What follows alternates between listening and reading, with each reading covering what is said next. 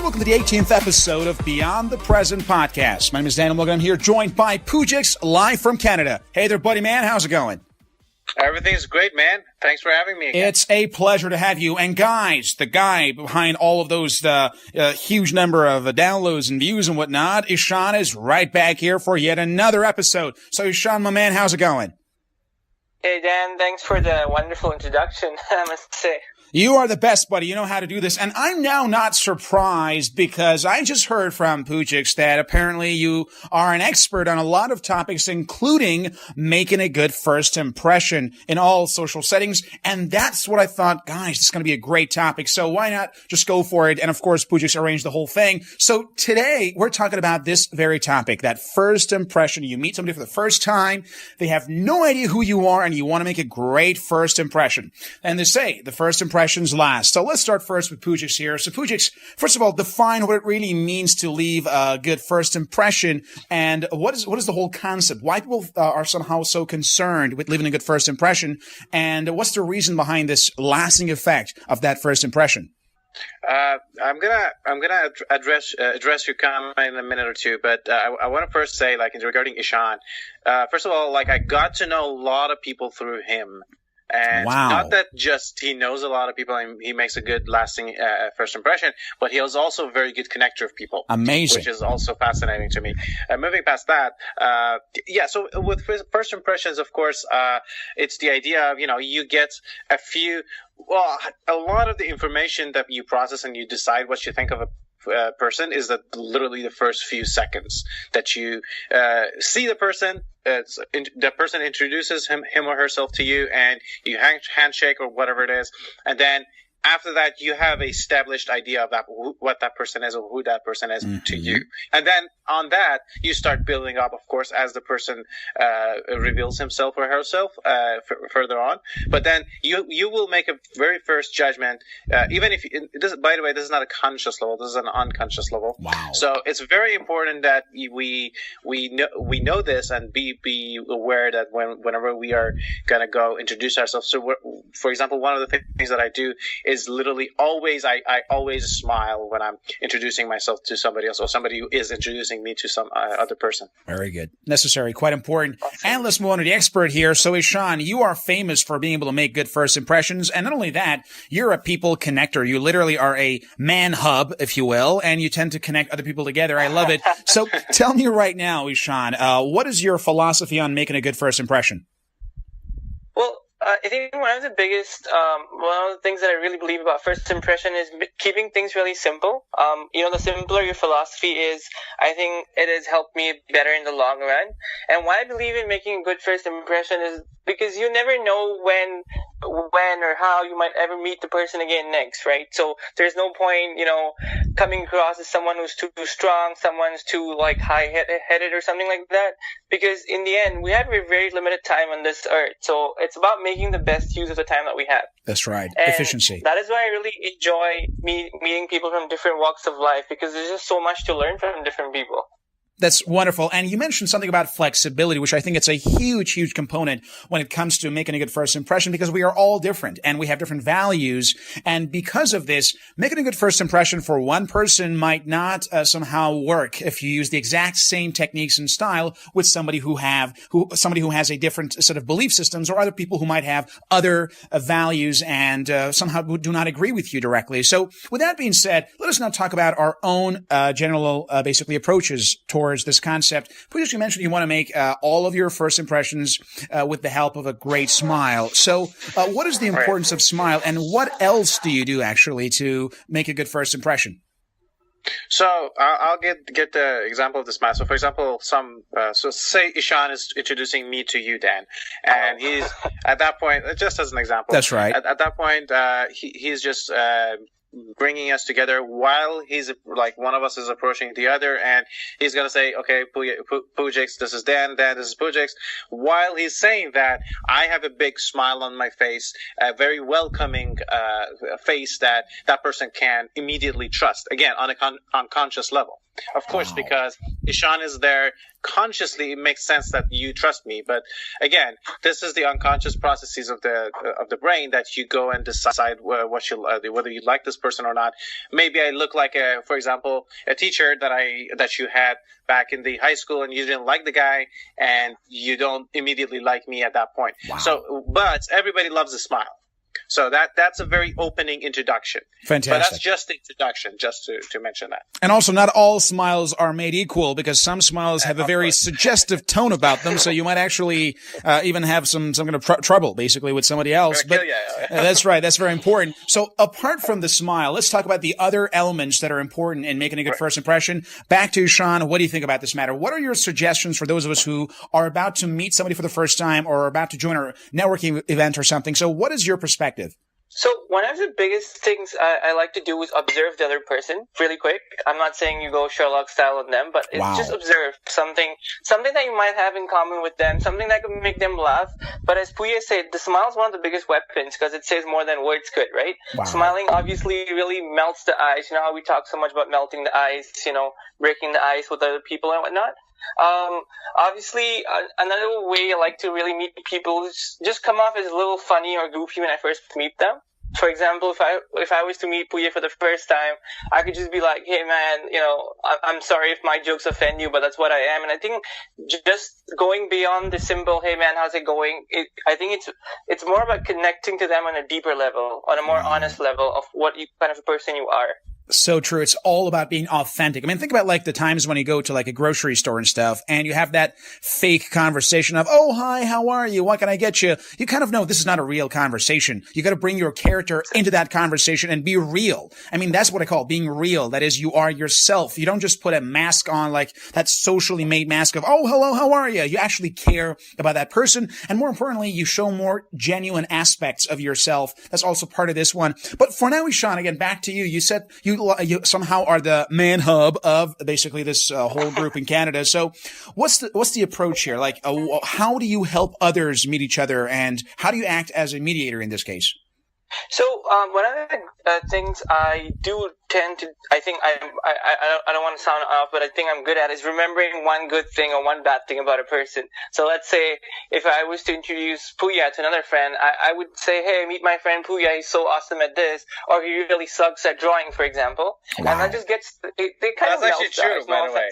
I think that's true. I'm guessing because I'm guessing Poujix is good at a lot of things. I mean, he's a genius at a lot of things, but I don't think pinning is one of those.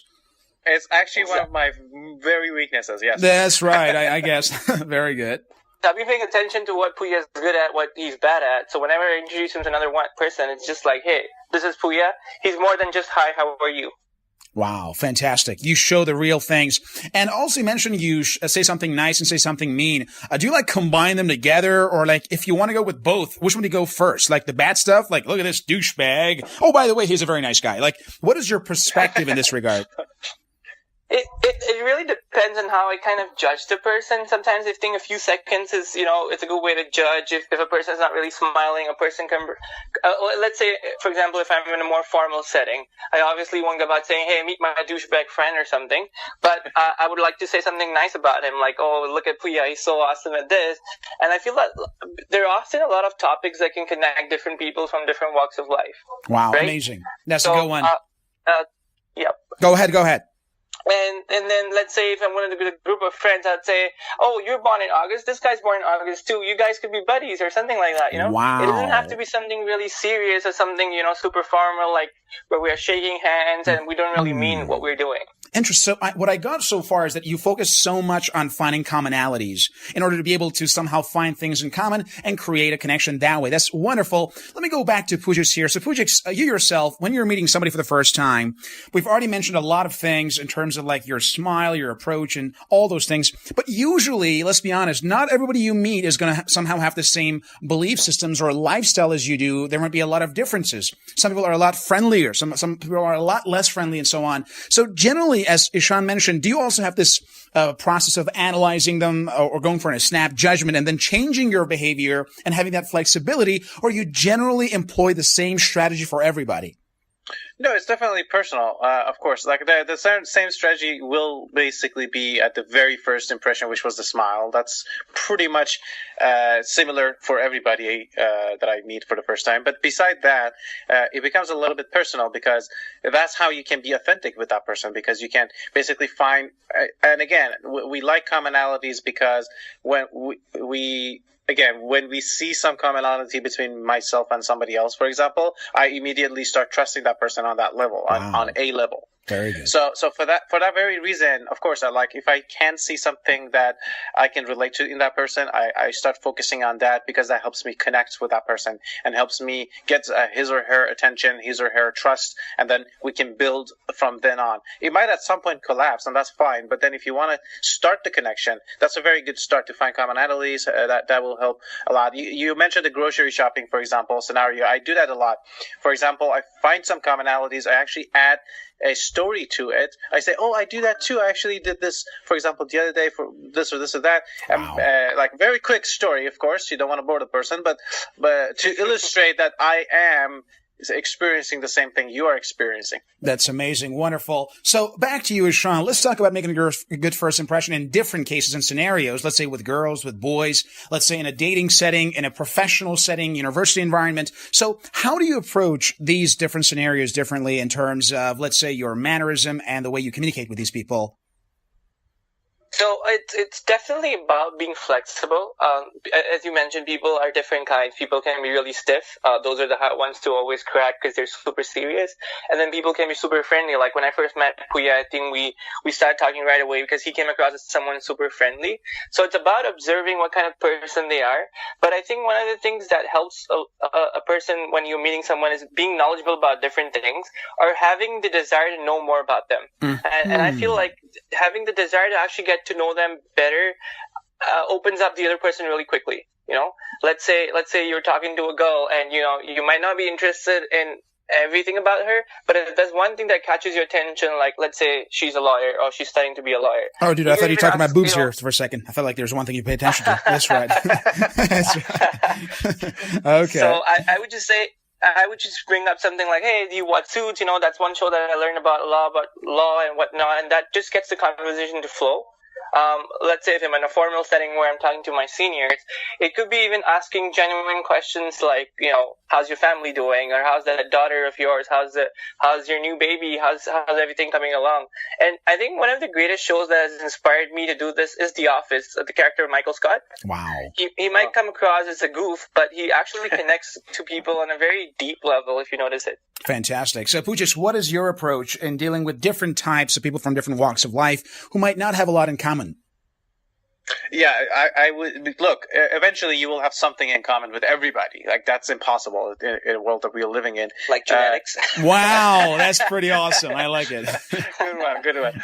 Well, that's sort of like. I mean, eventually, like I might not have the same belief system. I might not believe in the same things with a certain individual. Whether it's a professional setting or dating setting or whatever, it doesn't really matter. As Ishaan mentioned, you might not like something about somebody, but that you don't, at least initially, you don't have to focus on that, and you shouldn't focus on that. What you should focus on is the things that you do have in common, and try to connect through that avenue. And the fact that asking questions, like showing interest in them, makes a lot of sense, because it illustrates and it sets the tone that I am more interested in you than you think. So it initiates it kicks into their ego a little bit, and it helps for them to start opening up. Interesting. But one question I want to ask you right now, because you talked about this whole flexibility thing, while simultaneously we also talked about the importance of being authentic and real in our interactions with others. So, Ishaan, don't you think that this process of employing flexibility in our communication might sometimes lead to, let's say, lack of genuine interaction or lack of authenticity? So isn't that, like, from your perspective, something that we should be worried about? Because we have to, let's call it change mask for different people. Isn't that something unethical or something that might perhaps not be very genuine? Well, what I believe is, let's say you're meeting that person for the first time. There's no guarantee you're ever going to meet them again or whatnot. But what I meant by being adaptable is not coming across as too strong in them. because you'll often meet people who in the first impression come across as really overbearing, strong, who are like stamping the authority kind of people. And I've noticed that those kinds of people are the ones who don't usually leave a good impression on others, especially when you're meeting them for the first time. That's right. That being said, it's about sticking to your values, obviously, but it's also being about open to what they have to say. Because I feel that these differences actually teach us a lot of things that probably I don't know about, like being a different culture, a different lifestyle, a different education, something like that. So I think it's about being open, but also being honest to yourself at one point. Wow. Good point. Very nice. So Poujix, what do you think about this one in terms of that authenticity and the genuineness of that conversation that you're going to have with somebody for the first time in which you want to practice and employ some flexibility? Right. So it's similar. I don't think necessarily with flexibility, you're not lying or you're not putting on different masks.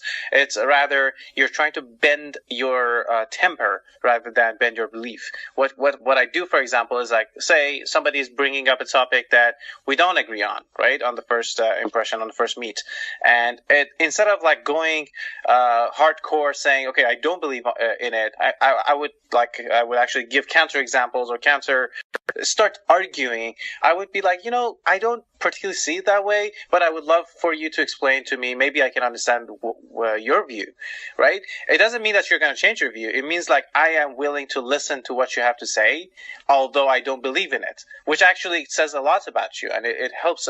It helps to connect with that person, even though if you don't believe with that person on the subject, and you're very welcome, and you should tell them that you don't believe in it, and you can illustrate the point of why you don't believe in it. But you can say, you can ask somebody to please be quiet or shut up. Wow. They have different effects on people. So that's the idea. Don't start, as Ishaan mentioned, you shouldn't go too strong on them, become aggressive, and start arguing harshly. You can have a very nice debate about that conversation, even if you don't agree on it, and you don't have to put a mask on. For example, you love chicken, and they're like, oh, I hate chicken. Chickens are bad. And then all of a sudden you're like, oh yeah, I hate chicken too. No, it's not about that. It's about, no, I like chicken because it doesn't this and that, but I understand that you don't like chicken because of that reason as well. Wow. Never thought we could have so much argument over chicken. That's pretty amazing. But, but for now, let's move on now to Ishaan. So Ishaan, from your perspective, what are some of the common mistakes that rookies make when they're trying to make first impressions? I mean, not long ago, I talked with a friend of mine about the issue of job interviews because he's about to move to a new country, and he's definitely going to go to a lot of job interviews and stuff like that, a lot of new people that he has almost no contact in the new country. So what are some common mistakes that people like him, who tend to perhaps migrate to a foreign land or who want to start from zero without a lot of contacts, that they make in meeting new people and trying to expand their social circle that he could actually avoid if they knew how? So one thing would be definitely is being proud of who and what you are. That being said, about your heritage, it could be about your culture and whatnot from wherever you grew up, and like your roots are really important, according to me. But it's also about being a little knowledgeable about where, let's assume what you are is the home ground. That's right. And where you're going to meet another person is the away ground. So for you to be able to succeed in different conditions, you have to gauge the away conditions properly as well, in my opinion. Mm-hmm. I'm using a lot of sports terminology here. That's right. But it's about knowing, I'm not saying they're your opposition, but it's about knowing who you're going to meet a little bit. Let's say I'm migrating to, let's say, Australia, for example. That's right. And I should be able to know a little bit about Australia because when I meet the local people there, I should not come across as someone who has absolutely no knowledge about what Australia is, right? Mm-hmm. Because when you have a little bit of knowledge and when you're trying to get to know more, that's when people get talking. That's when people actually will take an interest in who you are and what you are and take the effort to explain what's going on. That, I believe, is definitely important in job interviews, but also when you're meeting new people. Like, let's say I meet someone who's working in the government, and even if I knew a little bit about the government, if a conversation sparked from there, this could actually go on for a while, so that both that person and me have a good impression of each other. Assuming we don't end up fighting with each other at the end of the night. Knowing about their backgrounds in advance and trying to actually build rapport that way. It's a great, great suggestion. Poujix, any ideas? I think one of the important things in the first meetings are for us to be very balanced in pretty much everything, whether in our honesty and in our boldness, whether in the amount that we talk, the amount that we let them talk. So I think we should strike a balance because you never know because that's the idea. You don't know what that person is like. Some people are very good listeners and they're happy to let you talk forever. Some people know they wanna start talking. So either way, if you're too quiet, it might put them off. If you're too chatty, it might put them off. So I think it's all about the balance, understanding that you gotta pass the ball sometimes and let them talk, or rather, you should talk too. So that's for the conversation part of it, of course. But in general, striking the balance in the first meets are very important until you have some ideas of who those people are. With respect to migration and going to different places, I completely agree with Ishaan that it's a good idea. It's a very good idea, and it helps a lot to know a little bit about the culture of the locals in advance. It could be even in the same country, but for example, a county. If they have a specific ritual or I don't know, the specific games they play out or whatever, if you know about it and you'd be like, hey, that thing that you do, I really like to know about it, or how can I play it or whatever, that would actually really help you connect with those people. That's amazing. So I like to, somehow learn by practical examples. So right now, I'm going to mention a couple of practical and real cases where I would like you guys to contribute in terms of some ideas on how to leave a good first impression in these situations. And they will go across basically different things. Mainly, one would be, of course, job interview. One will be landing in a new country for the first time. And of course, one will be about dating, because these are like very common things. And later we'll talk about the community, like when you want to build, for example, a social circle in your university or in your new community and that kind of stuff. So first, let's start off with the job interview. What are some specific tips you have, Ishaan, to leave a good first impression for your employer when you're trying to get a new job? To me, I think being confident about yourself. That's right. That means definitely your body language matters a lot when you walk in. Would you somehow elaborate a little further what types of body language you're exactly referring to that we have to demonstrate during that job interview? To me, I think the posture is really important. That's right. You don't want to come across as super overconfident, but it's really important not to come across as someone who's shy and timid. That's right. I know people are really nervous on the day off, but it's about, just getting a hold of yourself, breathing calm, and that kind of things can really help. What I've also heard from a lot of people who've interviewed other candidates is about the handshake. Mm-hmm. It has to be a good handshake. But at the end of the day, it's about what you present yourself out there. So I like to go into an interview with a smile, as polite as much as possible, but I'm not afraid to throw in a bit of humor here and there as well. Very nice. Like, hey there, you want to hire me, boss? You're so friggin' ugly, but I like you. You got a great personality. So do you want to somehow crack a joke here and there, but you do not want to go over the board, of course, because that's still a job interview. Poujix, any other advice that you want to add to what Ishaan just mentioned about making a good first impression in job interviews? Yeah, I mean, posture and body language is, of course, very important. Handshake and all that. So adding to that, I think it's a good idea to, be able, if it's possible, gather as much information about the company or the person, possibly if you know who's going to interview you, the person who's interviewing you, what is his or her position, what do they do, what do they work on. It helps a lot, again, because you get to know a lot. And as Ishaan mentioned, I always like to sometimes, for dialing down the environment, toning it down, put a smile on somebody's face if the opportunity presents with a simple joke or something. That's one of my favorites, honestly. Fantastic. So the next one is about immigrants who land in a new country. We start from the airport, and then we're going to move on to building community. Because I had a friend of mine who's from the Middle East, and guess what? He was born exactly on September 11th. It's pretty amazing, by the way, like on his passport. And he's from the Middle East. So I literally joke all the time, like, imagine, dude, you arrived in America and they just grab your passports like, yes, dude, I was born on that day to destroy your country. It's going to be like really, really amazing stuff. So right now, what are your perspectives, Ishaan, as an immigrant when you land at an airport and later to build a community of friends in a new country? How can you make that good first impression? So I think that is essentially what I was, because I came in here as a university student. I didn't have any friends here at all. And I think, to be really honest with you, in high school, I was a really shy kid. I mean, I did not like to socialize as much as I do now. Wow. So one of the things that I told myself is I need to step out of my comfort zone. And I think that's one of the issues that a lot of people who are shy are like, I don't want to talk to other people because I'm shy and feel like I'm going to embarrass myself. And believe me, I was in that same boat. But what I told myself is about stepping out of my comfort zone where I'm just genuine, warm, and honest to people and just try my best to connect with people. And I think the way I approached that in my first year was that I'd really ask a lot of questions about their culture or get to know more about Canada in general. And I think that helped me to connect with a lot of different people during my time at university. Pretty amazing. Great story. And Poujix, you also have a similar story here, but tell us a little bit more. Right. What could newcomers to a land actually do to make a good first impression and make friends and influence people?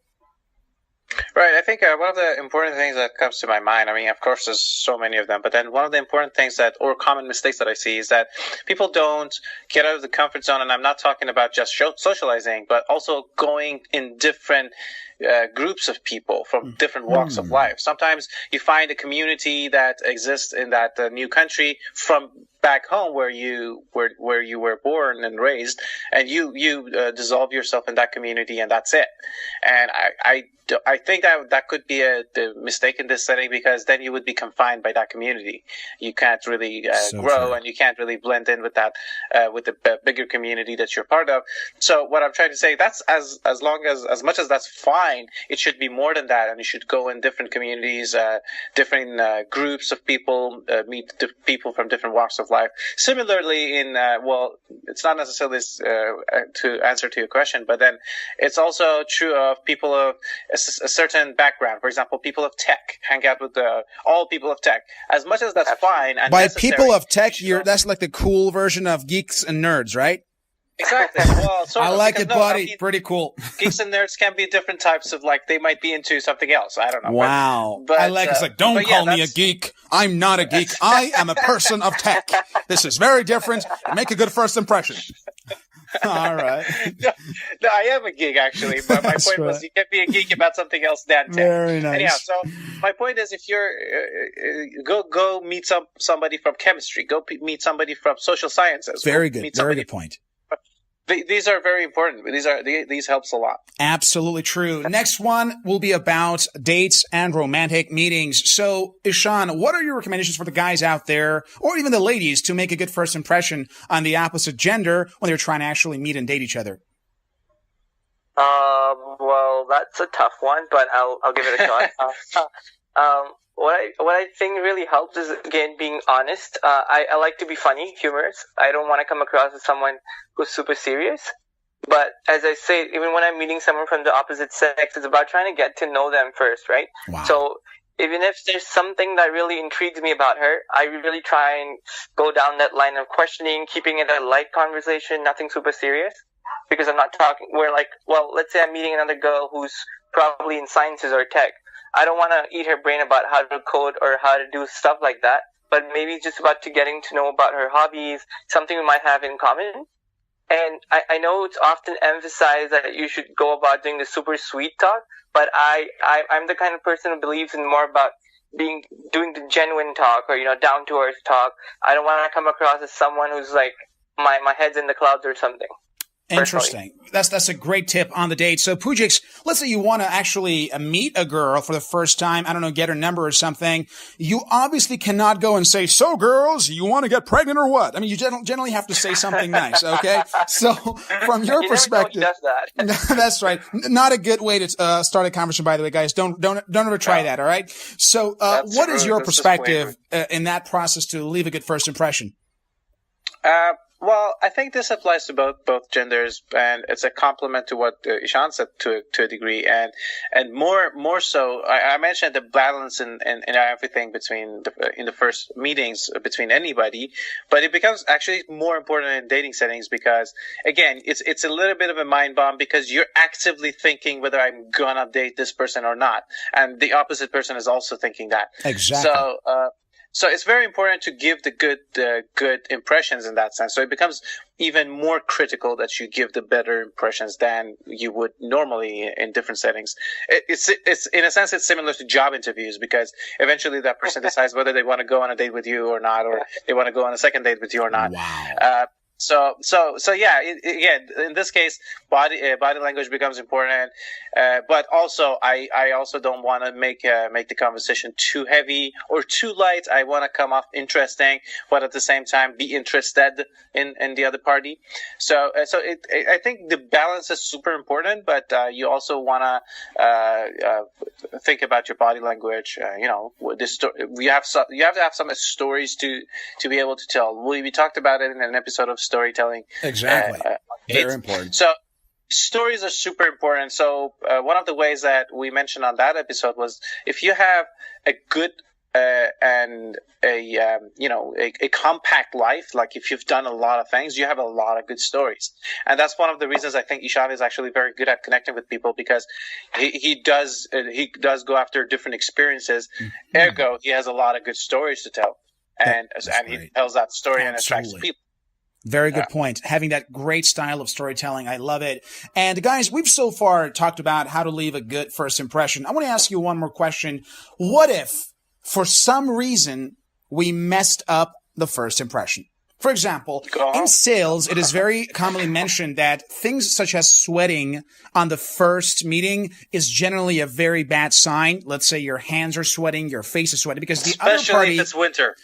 Exactly. Because the other party thinks that that you're extremely nervous or something. So let's just say that you are going on a date and you've been walking for a long time, or you go to a business meeting and you've been walking for a long time and it's been hot outside and you're sweating or something. For whatever reason, not just sweating, for whatever reason, you leave a bad first impression.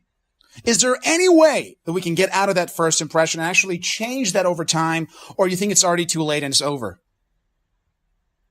But who, me? That's right. First, I'm going to go with Ishaan here. Oh, okay, sure. Well, to be honest, I don't think I've ever left a bad impression. So. Good for you, buddy. Again, it's really about, if you'd like to really make up for that, you should always I think persistence is key, but not like in a bad way, like don't stalk someone or something like that. But I feel like if you ever meet that person again, if you can even just honestly bring up something like, hey, maybe the last time we met, I might have done so and so, I might have said so and so, I hope it didn't offend you, but I'm not that kind of person, or something like that, I felt has helped me get out of the situations. Mm-hmm.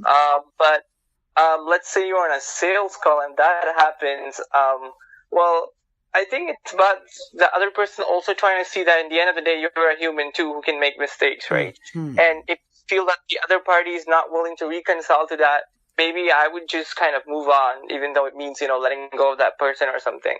Fantastic. So, Poujix, what if you left a bad first impression? Is there any way out of this, or it's already over? I mean, it really. So this question really depends on the case study situation. So it really depends on the case. Whether one than the other might be entirely different. And in general, I think it's possible. Yes, there might be a few cases that you really screwed up, like not just by sweating or something really bad happened. Wow. And yeah, it's probably better not even trying. But those are really rare. And in general, I believe that it's possible. And in different settings, it may have different approaches may have actually good results. For example, when Ishaan mentioned, I sometimes mention it. So in general, when you screwed up, you're absolutely sure somebody mentioned something to you, that's fine. Like, you can go ahead and be like, hey, that time I came across like this or that, or this happened or that happened. I'm sorry about that, or whatever. You can actually clarify. But sometimes we just have these ideas in our head and we're not sure, and that person is not even thinking that. So we're assuming we left a bad impression.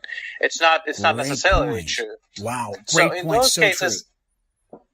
Yeah, I mean, in those cases, I would say, just don't even blow past it. Let's see if it comes biting you, and if it does, then face it. But then, in those cases, just act naturally as if it didn't happen, because you don't know if it actually happened.